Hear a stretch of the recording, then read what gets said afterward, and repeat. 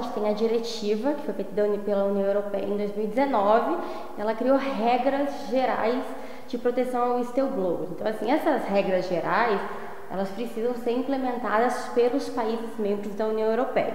Então, o que a gente tem? A gente tem o whistleblower como aquele que recebe, que toma conhecimento de informações da prática de ilícitos no ambiente de trabalho, pode ser até numa relação contratual já terminada ou nem iniciada, por exemplo, quando ele toma conhecimento num processo seletivo, e aí ela estabelece as formas de comunicação, que pode ser denúncia interna, as hotlines, denúncia externa ou divulgação pública, as medidas de apoio, que normalmente elas falam em assessoria jurídica, em prestação de algum tipo de apoio até psicológico em alguns casos, e fala também do apoio a medidas de retaliação. Então isso como a gente pensa no ambiente de trabalho, a defesa do trabalhador que presta a informação, a gente fala primeiro em confidencialidade, que é um ponto muito importante.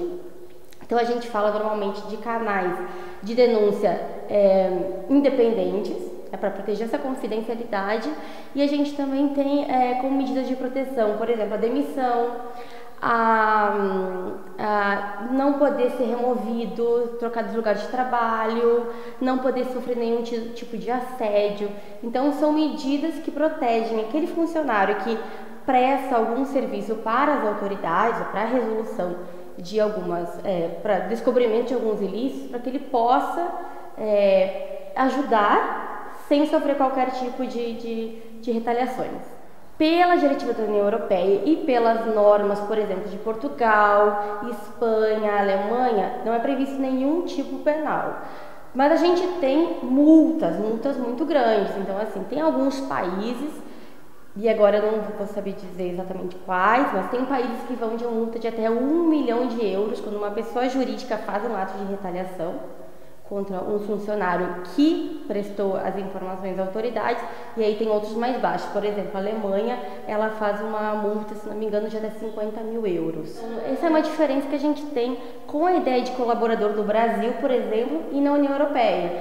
Porque os países da União Europeia, a diretiva ela permite que sejam criadas essas questões, mas, por exemplo, os países não internalizaram a recompensa, a figura da recompensa, que a gente tem no Brasil. Porque pela lei da denúncia, as pessoas que ajudam no descobrimento de ilícitos, elas podem receber até 5% do valor recuperado.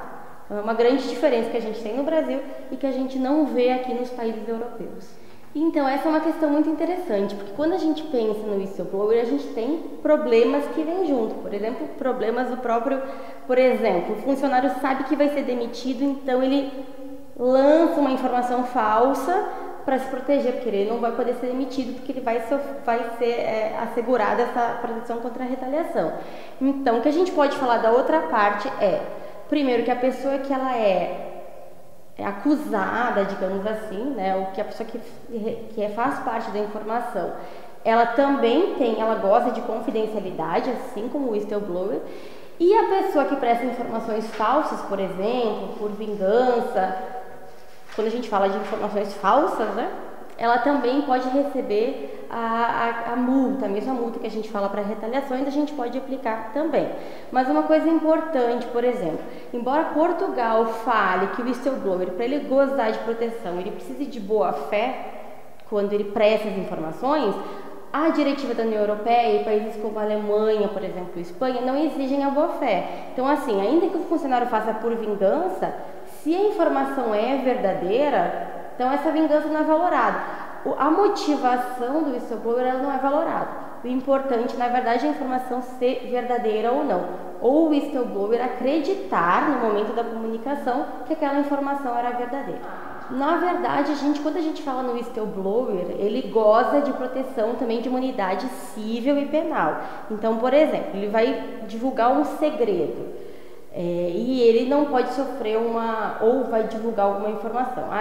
Ele acredita no momento da comunicação que há a prática de crimes. Então, ele goza de uma imunidade penal que ele não vai poder sofrer nenhum processo, por exemplo, de denunciação caluniosa, se eventualmente se descobrir, que não havia nenhum ilícito. Nos casos em que ele faz isso de má fé, aí sim, aí ele perde a imunidade penal e ele pode sofrer aí as sanções penais decorrentes de crimes, por exemplo, denunciação caluniosa, falsa comunicação de crime, por aí vai. E até quebra de sigilo, né? Quando a gente pensa em alguns tipos de segredo, porque, por exemplo, a diretiva da União Europeia, ela não abrange o sigilo, por exemplo, médico e dos advogados. Então, informações que abrangem o sigilo médico e do advogado não podem ser divulgadas, não estão abrangidas pela diretiva. Mas qualquer outro sigilo está abrangido. Então, por exemplo, eu divulgo algum segredo que envolve segredo de produção, alguma coisa assim. Então, ele gosta dessa proteção. A partir do momento que se descobre que ele fez uma vingança, que foi uma informação falsa, então ele perde, ele pode ser processado também pela quebra do sigilo.